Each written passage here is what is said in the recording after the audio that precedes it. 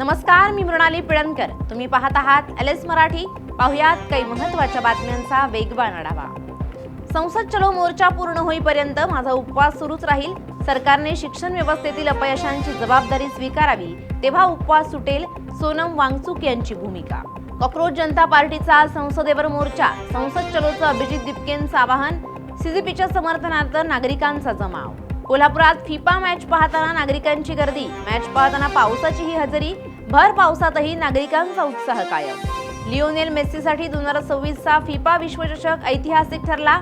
39व्या वर्षीही मेस्सीची जादू कायम. मेस्सीच्या दमदार खेळीनं जग पुन्हा थक्क. डोंबिवलीच्या रुग्णालयात हल्ला केल्याप्रकरणी रमेश म्हात्रेंचं समर्पण. प्रकरणाची पुढील सुनावणी 22 जुलै रोजी पार पडणार. पुणे मनपाची 12 लाखांची फूड टेस्टिंग मशीन गायब. आरोग्य विभागाचा धक्कादायक निष्काळजीपणा. प्रकरणाची चौकशी करावी, महेश वाबळेंची मागणी. लोणावळ्यातील कार्ला एकविरा गडाच्या पायथ्याजवळ मोठी दुर्घटना. भाविकांनी भरलेली बस 15 फूट खोल खड्ड्यात पडली. सुदैवानं कोणतीही जीवितहानी नाही.